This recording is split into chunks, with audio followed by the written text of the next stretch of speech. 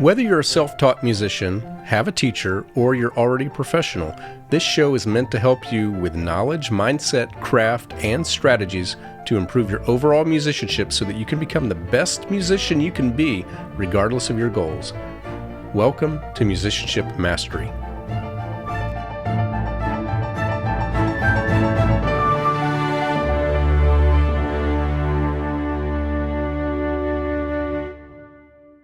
Hello and welcome to Musicianship Mastery, episode number 110. My name is David Lane, and it is great to be with you once again. I hope all of you are doing well today. This should be a pretty short episode, but it's one that I want to cover because it's something that I talk about with every single student, hopefully very early in their practice. So today I'm going to be talking about something that I call the practice pyramid, and it's a way to answer the question, what is it that matters the most when it comes to practice? One of the things that's going to come up in a future episode, I'm going to be talking about goals in general in a few episodes from now. And I'm going to be talking about KPI, which is what's called Key Performance Indicators. KPIs are what you measure that actually matters when you're looking at something. So I'm going to wait until I get to that episode to talk more about that. But the idea that I want you to take from this is there's a lot of things that you can look at when you're trying to figure out, am I doing the right thing to get better at a certain skill or to become more successful, whatever it is, whether it's music or whether it's something else. And not everything is of equal importance. There are some things in the system that we would just say is what you call noise. So I want to offer this idea, this visual of a practice pyramid that will give you just a kind of a simple three-tiered way of understanding what really matters in practice. And for a lot of you, if you've been doing music for a while, this is probably just affirmation, but perhaps maybe it's a different way of thinking about it. But this is really meant for, anybody who is a music student of any level, just to kind of make sure that you are getting your practice priorities in the right order. So why a pyramid to show this? Well, I'm a big fan of visual aids, and there was something, if you're old enough to remember living in the 70s and the 80s, and I think this may have even gotten into the early 90s, there was a thing called the food pyramid that was popular for a very long time. And, all pyramids are basically a triangular object, a representation of something, but it's where you have like a large base rectangle on the bottom, and then a smaller rectangle above it, and then a smaller rectangle above that, until you end up with like a little triangle tip at the top, depending on how many levels you have. But the food pyramid was the FDA's sponsored suggestions on what you should eat the most of and what you should eat the least of. And it caused a little bit of controversy as it was kind of revealed that there was a lot of incentives from certain food industries to put certain foods at the bottom and so forth. So, junk food, that type of thing, was at the top. I don't think anybody had a problem with that. But right at the bottom, this is something that I don't think anybody, who is credible would talk about now. And that was whole grains. You were supposed to have I don't even remember. This could be hyperbole. It was something like 6 to 10 servings a day of whole grains. It was supposed to basically dominate your diet. Now, not that anybody says that whole grains should be, discarded in favor of processed grains. Certainly that's not what we're saying. But, I think most people either don't want them in their diet at all, or they understand that actually needs to not be the bulk of where your calories come from for long sustaining health and avoiding inflammation and all that. So again, this is not a nutrition episode, but just a little brief history of where the idea of a pyramid comes from. And I've seen other artists come up with pyramids to show a visual. There's one that I saw one time that I really liked, and I don't even remember where I saw it, but it was someone that I followed on Instagram or Facebook, and they had something called the Nature Pyramid. And it was all about getting out. In fact, now that I think about it, I think it was probably Mark's Daily Apple or Primal Fitness, I think, that was doing that at the time. But that was probably 10, 12 years ago that I saw that.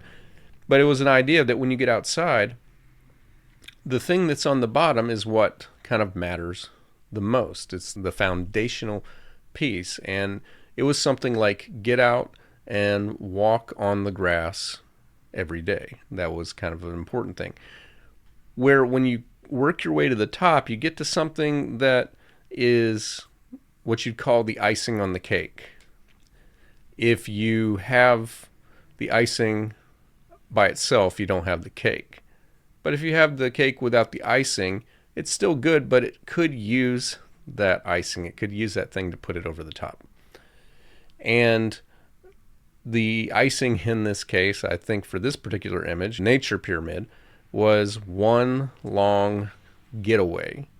So it could be like a multi-day hiking trip, it could be a camping trip or something like that, somewhere where you get away from everything. And the suggestion, at the bottom was do this every day if you can, or at least 4 or 5 times a week. And the suggestion at the top was do this once a year. On the food pyramid, even as misguided as it really was, what's on the bottom is what was suggested you eat the most of. What was on the top is what suggested that you eat the least of. So a pyramid can show you the idea of what's most important to what you want to avoid. Or it could show you, like the Nature Pyramid, that these are all important, but not in the same order. So I'm sorry if that was a little bit rambly. I wanted to talk just a little bit about the idea of a pyramid as a visual, because what I'm going to share with you now is very simple. So one of the questions that I get asked quite a bit by especially parents of younger students when we're getting started is how long should they be practicing?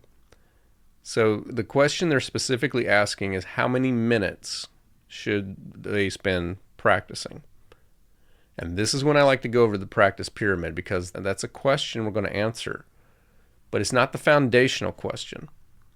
So let's talk about what matters most when we construct our practice pyramid. And by the way, if you're watching this on YouTube, the thumbnail shows the image that I'm talking about.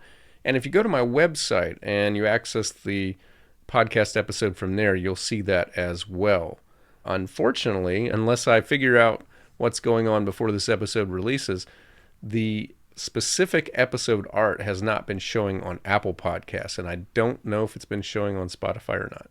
It's just been the generic thumbnail for each episode. So I think there's been a settings change. This is something I've been noticing going on for most of 2025.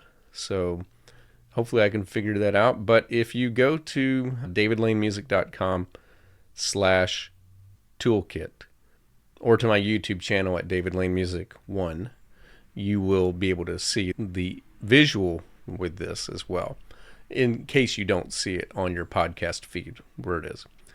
All right, so let's describe this pyramid.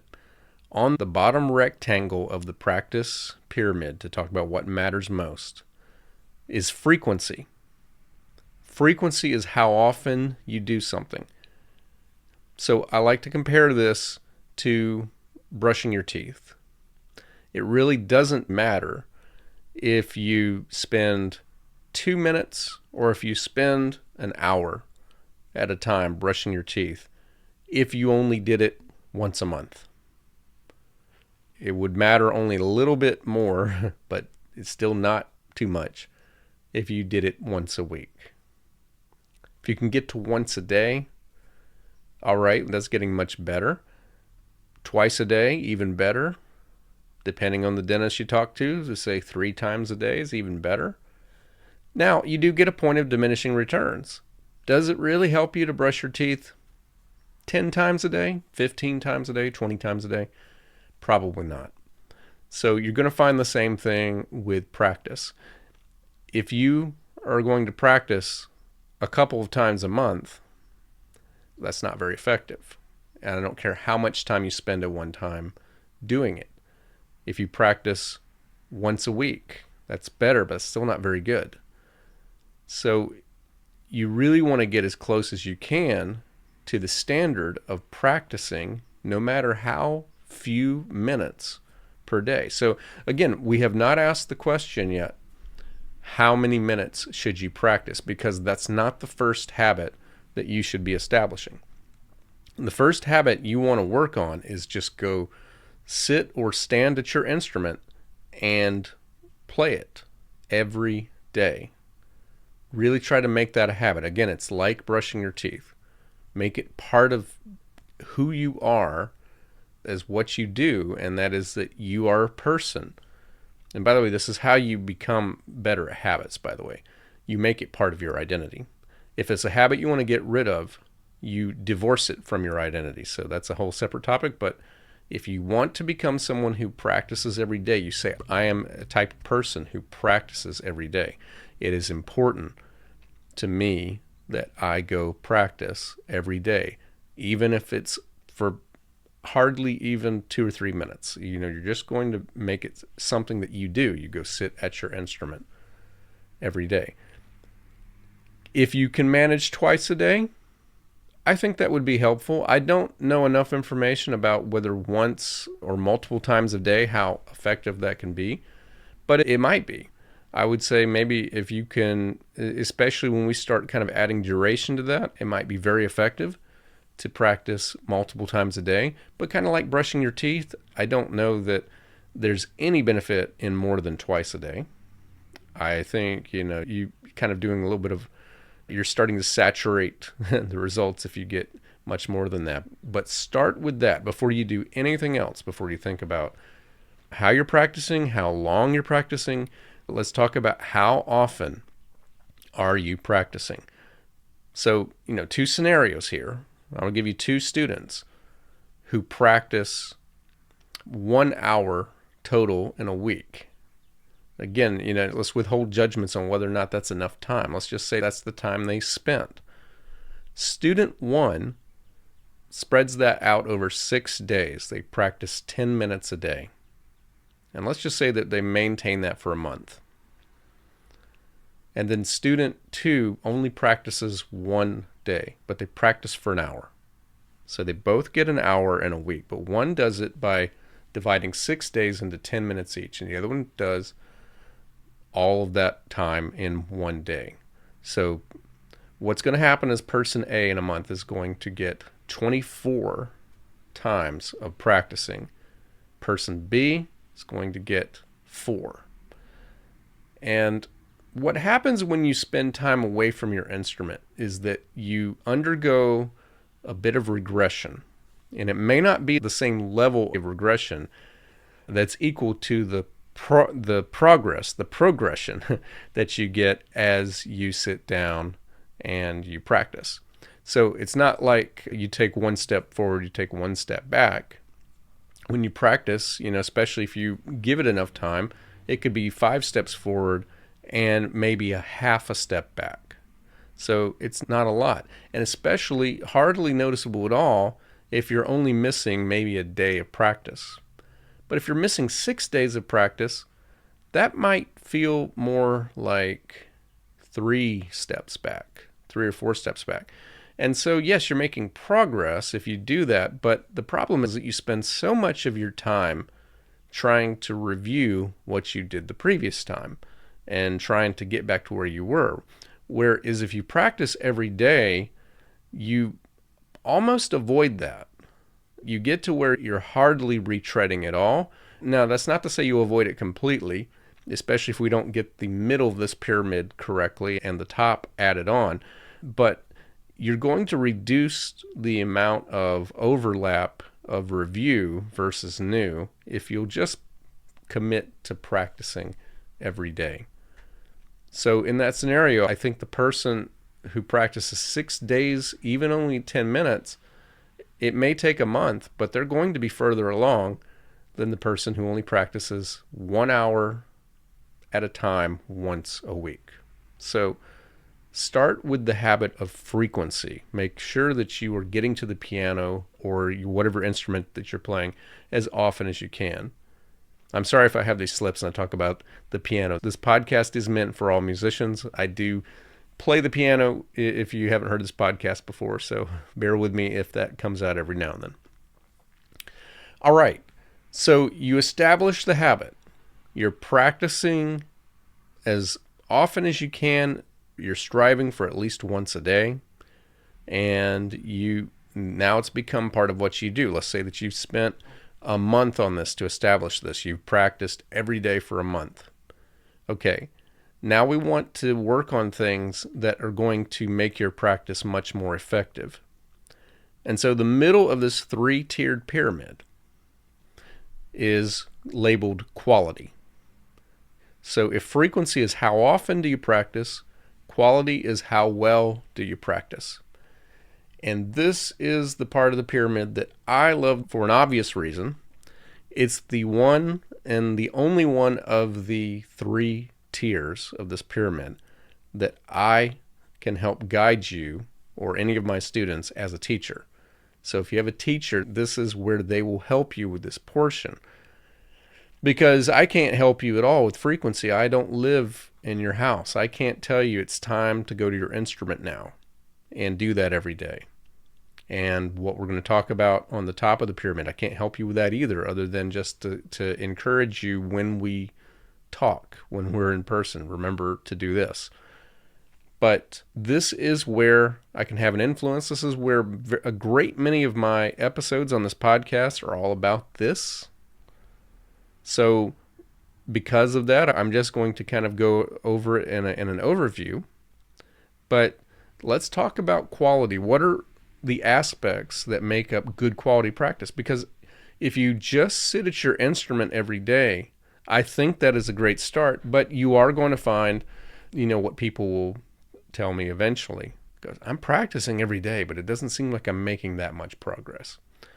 And that's when I say, it's great that you're practicing every day, but you won't make much progress if that's all you do. If you just sit at your instrument and just kind of hope by osmosis that you just start to absorb everything that you're doing. So let me give you 5 elements of good quality practice. The first is deliberate practice. So deliberate practice means that you're not just practicing your instrument, but you're trying to be very specific about what you are practicing. So I'm practicing this scale. I'm practicing this chord progression. I'm practicing this arpeggio, or I am practicing this piece of music. Now, can you be very specific? As specific as you can. I'm going to practice measures 9 through 16 today. I'm going to practice with the metronome. I'm going to work on tempo. I'm going to work on my articulation. I'm going to work on getting better dynamics. I'm not saying that you should do all of that. In fact, you should not try to do all of that in one sitting. But if you have a specific thing in a specific section of a specific technique, that will help you to focus and that will improve your quality. So deliberate practice. Another thing that will help you with developing the quality aspect of your practice pyramid is to plan in advance what to practice. So don't just go to your instrument and then say, what shall I work on today? Work on that part in advance. I have a spreadsheet pretty much of the pieces that I'm working on, along with a checklist. I guess it's not really a spreadsheet, it's a document with check boxes that tells me that the next time that I work on a certain piece, I am going to work on a specific passage. So I've already planned this for about maybe 6 pieces that I'm working on. Planning in advance, it saves you time when you sit down at your instrument. You already know what you're going to work on. You've already planned it. Okay, so the third aspect of good quality practice is focusing on the hard parts more, maybe even focusing on the hard parts first. This is what separates an experienced, serious student from kind of, I would say, the average, especially among younger students. And that is the idea of someone who their goal is to reduce the amount of discomfort that they have with the experience. And so this is human nature. Something that's easy, we'll practice it more because it stimulates our ego, makes us feel good about ourselves. Hey, I can play this really well. But when you practice, that you should be trying to improve it, and you want to spend more of your time, especially when you're fresh, when you're not tired yet. You want to get into, just sitting down and practicing, then you want to attack the hardest measure first, or work on your hardest scale first if you're working on multiple scales, techniques. All right. So the fourth thing is to use a metronome when it's required, when it's needed. There's so much that I can say about practicing with a metronome. In fact, I may eventually talk about, I have a whole episode. I don't know if I'll do that as a podcast or if I'll do that as a YouTube video. But at some point, I'm going to do a little deeper dive in working with a metronome, because too few students are willing to use a metronome consistently. But you shouldn't use a metronome all the time. I don't think that, if you're practicing 100% of the time with a metronome, I don't think that's a good idea. But I think way more students than I know use a metronome probably less than 1% of the time, and that is way too low. So we want to find something way closer to the middle. And that will help you, of course, to keep the music steady, to improve the overall flow of the music, and will also help you speed up the music as needed. So that's the fourth element of improving your quality of practice. And then the fifth that I'll offer for now is slowing way down and doing mindful repetition. And there's so much in that statement right there. So slowing way down so that you can think about what you're playing. But then doing mindful repetition, not doing just repetition, but mindful. Mindful to me means you are engaging the three senses that work when you are playing. And that is, what does it look like? What does it sound like? What does it feel like? So by paying attention to these things, as you repeat the same thing over and over, you are going to learn it faster than if you only really look at it, not really listen to it, not really think about how it feels. So this is your middle tier of your pyramid, where we started off with frequency, which meant that we're just going to get used to practicing daily and not worry about anything else. But then we focus on the quality. And by the way, if you are a dedicated musician, you will be working on this tier throughout your entire life. And I am still to this day working on improving the quality of practice, and I have well more than 40 years of time have gone by since I began my first lesson as a student. So this is something that I have added things this year that I didn't do the year before. So you'll always be working on ways to improve your quality, but that's something that you need to be doing. But that does fit right in the middle, because the quality of practice doesn't matter if you're not getting to the instrument as often as you should. But it does take your practice forward when you are doing frequency and then you are working on quality. Okay, so then at the top of the pyramid, this is what all the parents of my younger students want to know, but it goes at the top. It is the icing on the cake, and that is duration. How much time should you spend on the instrument? So it's at the top, and there's not much to say here other than this, and this is why the order matters. As I said before, it doesn't matter if you spend an hour or 10 minutes if you're only going to practice once a month or twice a month or maybe even once a week. And it doesn't really matter much if you're practicing often, but you don't have good quality in your practice. So you start off with that foundation of frequency. and then you work on the quality of what you're practicing. You're still not even thinking about how long you're practicing, but we work on that. So then, if you're doing that, if you're practicing as often as you can, if you're practicing well, then how long you practice makes all the difference. In this case, someone who practices for an hour will be doing 6 times more progress than the person who practices 10 minutes. In fact, this is where we kind of get into something. I had a student ask me this, I believe it was 2 or 3 weeks ago. And she said, I've been practicing for an hour a day, but I've been practicing 4 times for 15 minutes.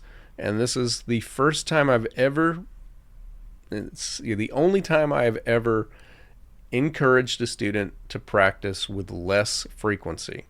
I said you should consider getting used to doing 2 times a day for 30 minutes each. I love the number 30 in terms of the amount of time that you spend at once, because it takes about, for me at least, about 10 minutes to get into what I'm doing. And so if I don't give myself longer than that, I'm not really getting the maximum benefits. But it's those last 20 minutes where I really make the growth.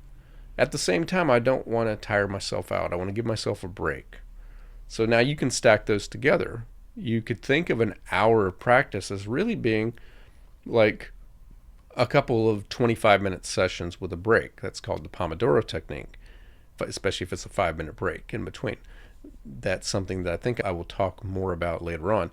But yes, then that really does matter. If you are building up your skills that you've developed from your frequency and your quality, now how much time you practice will do that. Now when you're working on that, start with where you are. If it's 10 minutes, fine. If it's 15 minutes, fine. And add 5 minutes to that the next time you sit down to practice. And maintain that for a week or 2 weeks. And then add 5 minutes to that. And if you can't do it across the board for every practice that week, pick a practice or pick 2 practice sessions where you go 5 minutes longer. And then try to do that for 3 or 4 days a week, 5 minutes longer. And then when you get the whole week 5 minutes longer, pick 1 or 2 days more and go 5 minutes longer than that until you get to where you want to go. Now, this is where I say where you want to go matters greatly on the time you have to spend and the goals that you want to achieve. I think I would say 30 minutes to really maximize your time and energy. I would say 30 minutes of practice a day is kind of what I would say is the floor of what I would shoot for any level, for any goal. If you don't have that time, but you are doing frequency, you're doing quality, that's bravo to you. You may only have 5 minutes, you may only have 10 minutes. But I would say if you really want to feel like you're achieving things on your instrument, you need to shoot for kind of a 30 minutes in terms of your duration. But depending on your goal, if it's more ambitious, if you want to become a professional musician, you may want to be shooting for multiple hours. Now, I disagree with those who might say it takes 8 hours a day. I think the quality of your practice, putting your energy in terms of that, is going to matter so much more than how much time you spend. And I do think someone who practices 2 or 3 hours with really good quality is going to get about as much accomplished as someone who sits down for 8 hours. Because again, diminishing returns. If you're not familiar with that phrase, that's just a way of saying that at some point you don't get as much progress as you would like by continually adding on and adding on. And in fact, at some point it might even become counterproductive. So teachers will disagree with me on that, but I would say 2 or 3 hours of good focused practice every day is going to allow you to achieve everything that you would want. And I cursed myself again by saying this was going to be a very short episode. It turns out I did have a lot to say on what was really a very simple topic, But I hope they take this idea of a visual. Start with how often you practice. Get used to doing it as often as you can. Work on building the quality of your practice, that you practice as well as you can. And then once you have that going, once you understand how to practice and you practice very often, then see if you can work on how long you practice at one time. Do you have any thoughts on this episode that you'd like to share? If so, you can do that with your own voice by going to speakpipe.com/musician toolkit, and you can share a voice message, or you can send me a text or an email by going to my website at davidlanemusic.com. So that's going to wrap up today's episode, but I will be back with you again next week, so I hope you'll check back in that time. Until then, thank you so much for listening.